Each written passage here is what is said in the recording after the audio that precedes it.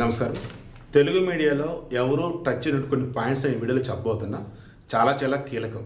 అయితే ముందు కొంచెం హ్యూమర్ జనరేట్ అయ్యే విధంగా ఉన్నటువంటి నా రీసెర్చ్లో పిక్ ఇది. నీకు దండవరా బాబు, నేను మొదటి ఇచ్చింది అదే కదా, ఆ పిక్కే కదా. అంటే సోనం వాంగ్చుక్ ప్రజెంట్ ఢిల్లీలో జంతర్ మందిర్గా దీక్ష చేస్తున్న వ్యక్తి. ఇతనే కదా 3 Idiots సినిమాలో ఫుంగ్సుక్ వాంగ్డు అంటూ అద్భుతమైన ప్రతిభా పాఠవాలు గలవాడు, ఒక తోటమాలి యొక్క కొడుకు, బట్ బాగా చదువుకొని ఆయన డిగ్రీని వచ్చేసి డబ్బున్నోడికి ఇచ్చేసుకొని వెళ్ళిపోయి ప్రశాంతంగా రీసెర్చ్ చేస్తూ పరిశోధనా పత్రాలతో డెవలప్మెంటు ఆవిష్కరణతో అద్భుతంగా ప్రపంచ ప్రఖ్యాతమైన పేరు తెచ్చుకుంటాడని చెప్పేసి విన్నాం సినిమాలో. ఇప్పుడు అతను ఎవర్రా అంటే ఢిల్లీలో జంతర్ మంతర్ దీక్ష చేస్తున్నాడే అతనని చెప్పేసి మనంతా అనుకుంటాను. కాదు, స్టార్టింగ్లో ఒక మనిషి పిక్ పెట్టాను చూసారా, అతను నిజమైన సోనం వాంగ్చుక్. అతను భూటానికి చెందినటువంటి వ్యక్తి. అతని డీటెయిల్స్ మొత్తం వచ్చిన తర్వాత ఎందుకైనా మంచిదని చెప్పేసి గూగుల్ ఏఐ టూల్ జెమినీకి అతను ఫోటో ఇచ్చి సోనం వాంగ్చుక్ అంటే ఇతనేనా అని అడిగా. ఒరిజినల్ సోనం వాంగ్చుక్ ఇతనే కదా అన్న. దానికి లేదు భలేవాళ్ళేనే, సోనం వాంగ్చుక్ అంటే ఇతనికన్నా బాగా పెద్దోడు, ఎన్నో ఆవిష్కరణ చేశాడు, అదని ఇదనంటూ ఢిల్లీలో జంతర్ మంతర్ దీక్ష చేస్తుంటే అతనికి సంబంధించేస్తున్నాడు.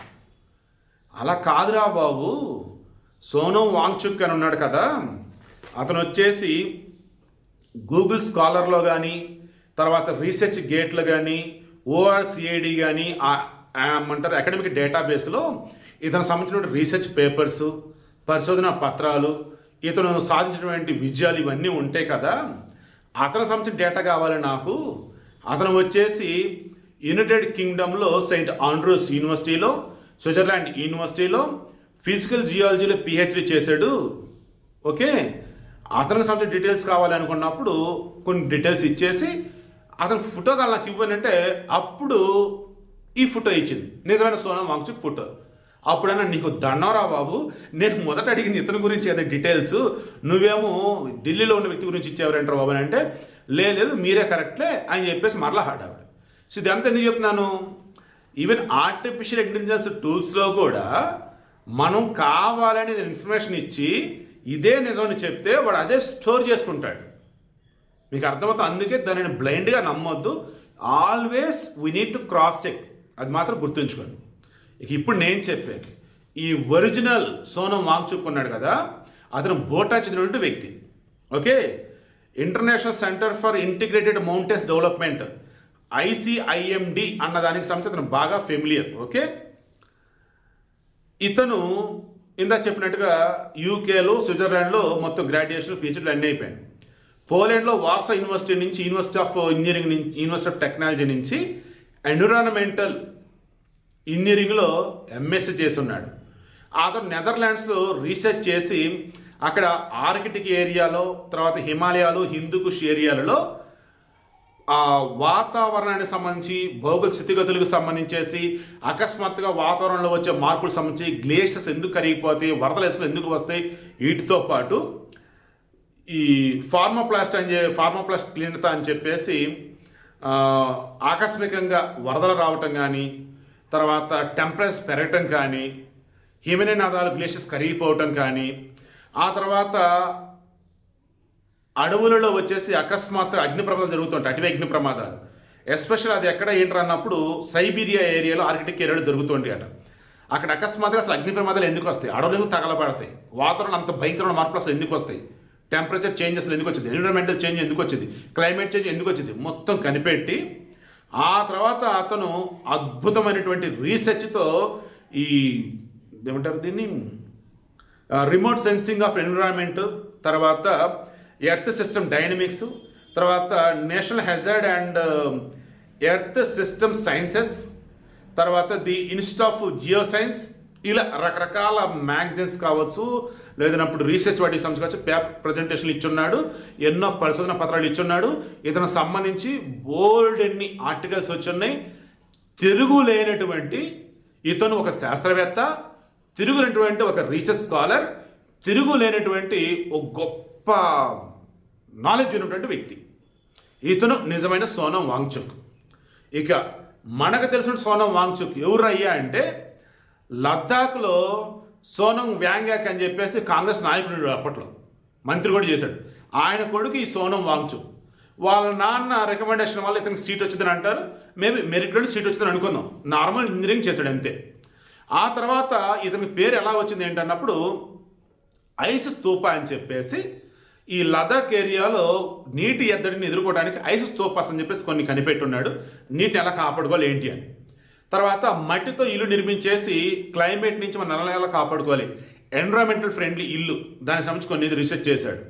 అలా ఆవిష్కరణ ద్వారా పేరు వచ్చింది. ఇతను వెనక వచ్చేసి కాంగ్రెస్ వాళ్ళు ఉండి ఎప్పటికప్పుడు విదేశాల్లో ఉన్నటువంటి వీళ్ళ బ్యాచ్ ద్వారా వీళ్ళకి ఇతను డబ్బా కొడుతూ ఇతను తిరుగులేనటువంటి మేధావి, తిరుగులేనటువంటి అపారమైనటువంటి పండితుడు అన్నట్టుగా హడావుడి చేస్తూ వచ్చారు. దానివల్ల లదాఖ్లో ఇతను ఏకంగా వీరుడు చేసి పడేశారు. ఇతన్ని వీరుడు సూర్యుడు, లదాఖ్ అంటే సోనం వాంగ్చుక్ అంటే లదాఖ్ అన్నట్టుగా చేసి పడేశారు. దానివల్లే 3 Idiots సినిమాలో కూడా మనం ఇతనే ఆ సోనం వాంగ్చుక్ అని అనుకున్నాం. చాలామంది బుద్ధి బుర్ర లేని వాళ్ళు కూడా ఇతనే హైలైట్ చేసుకుంటూ వీడియోలు వార్తలు హడావుడి చేసుకుంటూ పోయారు. అమెరికాని అడిగితే ఇప్పుడు ఈ సోనం వాంగ్చుక్కి మేము సినిమాలో చూపించినటువంటి ఫున్సుక్ వాంగ్డుకి సంబంధం లేదురా బాబు అని చెప్పాడు. ఓకేనా? అయితే ఈ దీక్ష చేస్తున్న సోనం వాంగ్చుక్ చాలా మంచోడు కాబట్టి ఇతనికి ఏమీ కాకూడదు, కేంద్రం ఇతని యొక్క షరతులకు ఒప్పుకోవాలి, ఇతను నిరాహార దీక్ష విరమింప చేయాలి అంటాడు. ఎందుకు విరమింప చేయాలి? ఇతను ఇప్పుడు చనిపోవాలని కోరుకుంటున్న వాళ్ళలో ఫస్ట్ ఉన్నది ఈ cockroach Janata party, Aam Aadmi party, Congress పార్టీలో నాకు అనిపిస్తుంది. ఎందుకంటే అసలు ఇతను వయసుకి నీట్ ఎగ్జామ్స్ సంబంధించి పేపర్ లీక్ అయ్యి ఎగ్జామ్ క్యాన్సిల్ అయ్యి మరలా రీ ఎగ్జామ్ పెట్టేదానికి ఇతని కేసులు ఏ సంబంధం? కాక్రోచ్ జనతా పార్టీ బ్యాచ్ వచ్చారు, ఎండలో కాసేపు నించోలేకపోయారు. అండ్ మొత్తం కూడా పిజ్జాలు బర్గర్లు తినే బ్యాచే. అండ్ ఆడకు వచ్చిన నీట్ ఎగ్జామ్ రాసిన వాళ్ళు తక్కువ మంది, మిగతా అంతా కూడా ఎల్జీబీటీ కమ్యూనిటీ వాళ్ళు కొంతమంది. ఈ నిన్న వీడియో ఇచ్చిన కదా ఒక దానిలో ఏమంటారు, మొత్తం అల్లానే ఉంటాడు ప్రపంచం అంతా నా బ్యాచ్ కొంతమంది. ఆ తర్వాత వచ్చేసి ఆజాద్గా స్వతంత్రం కావాలని అనుకునే బ్యాచ్ కొంతమంది. ఇలా రకరకాల వేర్పాటువాదులు, దేశద్రోహులు, anti nationals, anti RSS, anti Hindu ఆ బ్యాచే వచ్చి ఉన్నారు. దానిలో ఈ సోనం వాంగ్చుక్ని పట్టుకొచ్చేసి పడుకోబెట్టి ఆమర నిరాహార దీక్ష అన్నారు. ఇతను ఏమనుకున్నాడు, జనాలు గుంపులుగా వచ్చేస్తారు, గొడవలు రేగుతూ ఉన్నాయి కాబట్టి మీరు దీక్ష విరమణ చేయాల్సిందని చెప్పేసి బలవంతంగా సరే విరమణ చేస్తారని అనుకున్నాడు. బట్ దీక్ష సపోర్ట్ ఎవడు రావట్లా. వచ్చిన 100-200 మందే. ఆ వచ్చిన వాళ్ళు కూడా నీట్ ఎగ్జామ్కి సంబంధించినటువంటి వాళ్ళు బాధితులు వచ్చేసి 10-20లోనే ఉంటున్నారు. మిగతా వాళ్ళంతా కూడా యాంటీ నేషనల్స్, యూట్యూబర్లు, వాళ్ళు తప్ప ఏమీ లేదు. ఇక కేంద్రం కూడా అర్థమైపోయింది, వీడిని వదిలేద్దాం, పట్టించుకోవద్దని అనుకున్నాను, వదిలేశారు. బట్ వీళ్ళేంటి, రోజుకి ఆరోగ్యం తేడా కొడుతుంది, ఈరోజు 20వ రోజు చనిపోయేటట్టున్నాడు అని ఢిల్లీ కోర్టులో పిటిషన్ వేశారు. ఢిల్లీ కోర్టు ఏమనిద్ది, ఆయన ఆరోగ్యం అలా అయిపోతే ఎట్లా, కేంద్రం చర్యలు తీసుకోలేనిది. వాళ్ళకే సంబంధం. వాళ్ళు కూడా చూస్తున్నారు, ఇలా ఎవడన్నా వచ్చి నిరాహార దీక్షలు అంటూ హడావుడి చేస్తే, ఎవడు పట్టించుకోకపోతే, ఎవడు సపోర్ట్ రాకపోతే ఆటోమేటిక్ వీళ్ళే విరమించేస్తారు. వీళ్ళకంటే ఇప్పుడు నిరాహార దీక్ష క్లోజ్ చేస్తే అతను పరువు పోయినట్టే, అది క్రెడిబిలిటీ పోయినట్టే. సో లేదు తప్పదు అంటే అనుకున్నట్టే. ఒకటి ప్రాణం పోయింది, ప్రాణం పోతే దేశంలో అల్లరి సృష్టించవచ్చు, హడావుడి చేయొచ్చు అని చెప్పేసి యాంటీ నేషనల్స్ రెడీ అవుతున్నారు. ఆల్రెడీ నీట్ ఎగ్జామ్ రిజల్ట్స్ వచ్చేసినాయా, అందరూ హడావుడిలో బిజీనే ఉన్నారా? ఎస్, నిన్న కూడా చెప్పాను, నా మేనకోడలు కూడా నీట్ ఎగ్జామ్ 1 year వెయిట్ చేసి మరి మన రాసింది. ఫస్ట్ టైం రాసినప్పుడు బాగా రాసింది, మన సెకండ్ టైం రాసినప్పుడు కష్టం మావయ్య అంది. నేను రిజల్ట్ పాప రాలేదు. సో ఇంకా ఆటోమేటిక్గా ఆల్రెడీ డిగ్రీ జాయిన్ చేసాం, బట్ ఎంసెట్ కౌన్సిలింగ్ కోసం వెయిటింగ్ చేస్తూ ఉన్నాం. సో ఇప్పుడు నేను చెప్పేది ఏంటంటే, ఎవరైతే నిజంగా పరీక్షలు ప్రిపేర్ అయిన వాళ్ళు ఉన్నారో వాళ్ళు యథావిధిగానే ఉన్నారు. ఎక్కడన్నా పాపం ఒకళ్ళిద్దరు బాగా ప్రిపేర్ అయ్యి ఇబ్బందులు పడ్డవాళ్ళు మన తలరాత అని చెప్పేసి అనుకున్నారు. ఈ కాక్రోచ్ జనతా పార్టీకి కానీ ఈ సోనం వాంగ్చుక్ కానీ సపోర్ట్ చేసే అసలు ఎవరూ లేరు. ఎందుకంటే ఇక్కడ అత్యంత కీలకమైనది మీకు తెలియాల్సింది ఏంటంటే, ఈ సోనం వాంగ్చుక్ దేశద్రోహి అని చెప్పడం కోసం నా దగ్గర కొన్ని ప్రూఫ్లు ఉన్నాయి. అదేంటంటే 5th August 2019 ఆర్టికల్ 370 రద్దు చేసి జమ్మూ కాశ్మీర్ కూడా మొత్తం అన్ని రాష్ట్రాలకు ఎలాగైతే రూల్స్ అప్లై అవుతాయో అదే అప్లై అవుతాయి అన్నారు.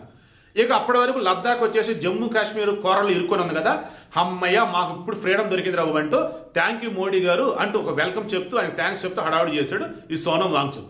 రైట్, ఇక మొదలెట్టాడు ఆట. 2028 August ఏమన్నాడు తెలుసా, 6th షెడ్యూల్లో ఈ లద్దాఖ్ని మీరు చేర్చాలి అంటూ ఆ రోజునటువంటి మంత్రి అర్జున్ ముండాకి లెటర్ రాశాడు.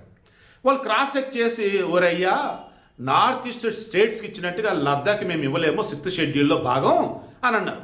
ఎందుకు 6th షెడ్యూల్ అంటే ఏంటి? కొన్ని ఏరియాలలో కొండ ప్రాంతాల్లో, గిరిజన ప్రాంతాల్లో ఉండే ప్రాంతాలు ఏరియా కనుక ఎక్కువ కనుక ఉన్నట్టు వాళ్ళకి సపరేట్ జిల్లాలుగా గుర్తించి అక్కడ వాళ్ళకి ఒక అటానమస్ బాడీని క్రియేట్ చేసి పెడతారు. అంటే ఇక వాళ్ళవే రూల్స్ ఉంటాయి, వాళ్ళవే అన్నీ కూడా ఈచ్ అండ్ ఎవ్రీథింగ్. అక్కడ ఏం జరగడం వాళ్ళ పర్మిషన్ కావాలి. సొంత కేంద్రం చేయలేదు, రాష్ట్రం కూడా చేయలేదు. ఆ జిల్లా కమిటీలు ఉంటాయి. ఈ జిల్లా కమిటీలలో మొత్తం 30 మంది సభ్యులు ఉంటే 26 మంది లోకల్గా ఉన్న వాళ్ళు ఎలక్ట్ చేస్తారు. 4 రాష్ట్రపతి వాళ్ళు అపాయింట్ చేస్తారనమాట. ఇలా అస్సాం, మేఘాలయ, త్రిపుర, ఇంకోటి నాగాలాండ్ అనుకుంటా, ఇక్కడ అన్నమాట ఈ 4 రాష్ట్రాలలో అక్కడ గిరిజన సంస్కృతికి సంబంధించి, వాళ్ళ సాంప్రదాయాలకు సంబంధించేసి, వాళ్ళ ఆచార వ్యవహారాలకు సంబంధించి కాపాడడం కోసం ఈ 6th షెడ్యూల్లో ఆ జిల్లాలను చేర్చారు. వీరైతే 10 జిల్లాలకు సంబంధించిన లిస్ట్ కూడా ఇస్తారు. వెనకాల చూడండి, నేను ఆర్డర్లో రావట్లేదు, అందుకని కొన్ని ఇమేజ్ అటు ఇటు ఉండొచ్చు, బట్ మొత్తం వెనకాల వచ్చేస్తాయి. ఇప్పుడు దానిలో కనుక లద్దాఖ్ని కనుక చేర్చితే పాక్ ఆక్యుపైడ్ కాశ్మీర్ బోర్డరా, ఓకేనా, కార్గిల్ ఏరియా అంతా అదే కదా. తర్వాత వచ్చేసి లైన్ ఆఫ్ కంట్రోల్ అంటారు, పాకిస్తాన్కి మనకున్నది, దానికి బోర్డరా. తర్వాత లైన్ ఆఫ్ యాక్చువల్ కంట్రోల్ అంటారు, చైనాకి మనకున్న బోర్డర్, దానికి బోర్డరా.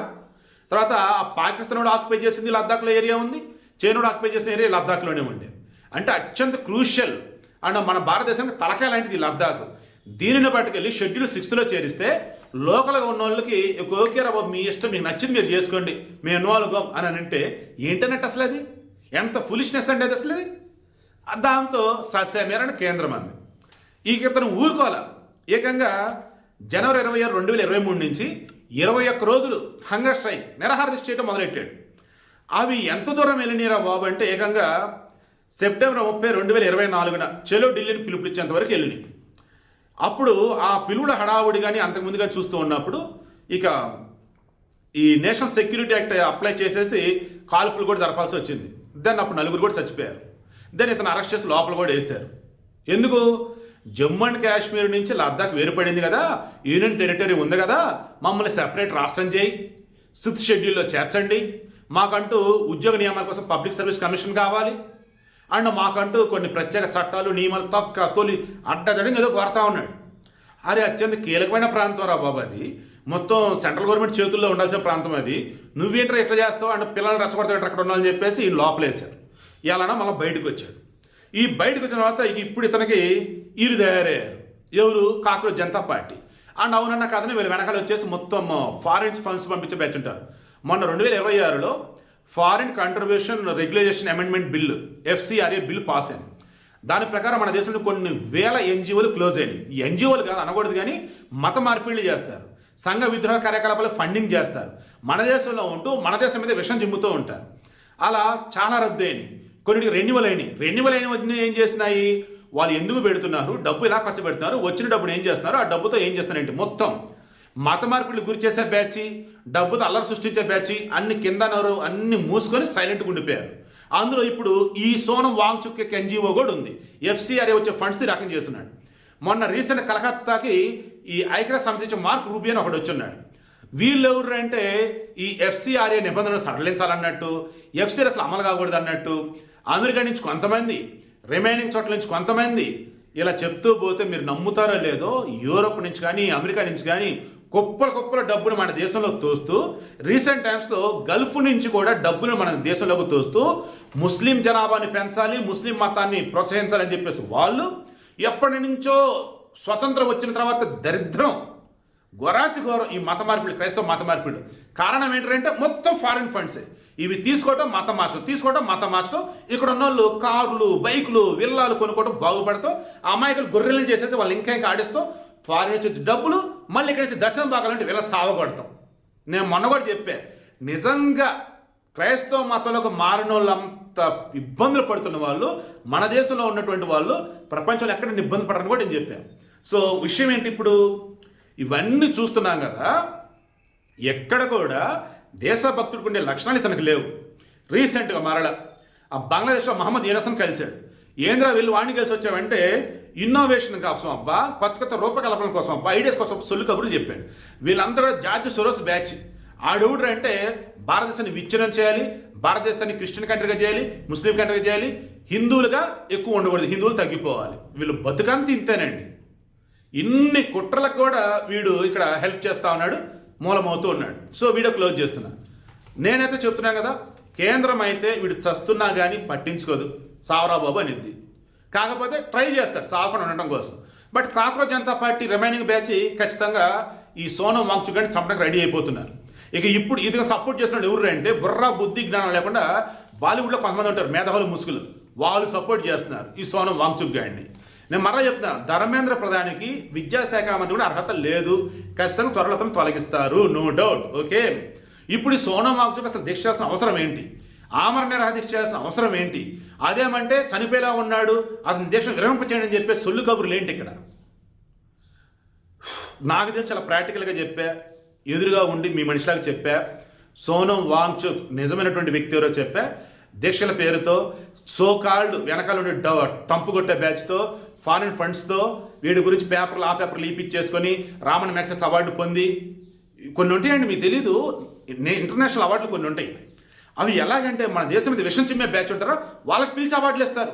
మొన్న అరుంధతి రాయ్ ఎవరు వాళ్ళు, ఈ రామన్ మ్యాక్సెస్ అవార్డు ఇతను. ఇప్పుడు ఇలా ఉన్నారు కొంతమంది. నేను కూడా చిన్నప్పుడు అనకూడదు కానీ ఏమో తెగ చదువుకునేవాడిని అసలు జనరల్ నాలెడ్జ్ బీట్లో.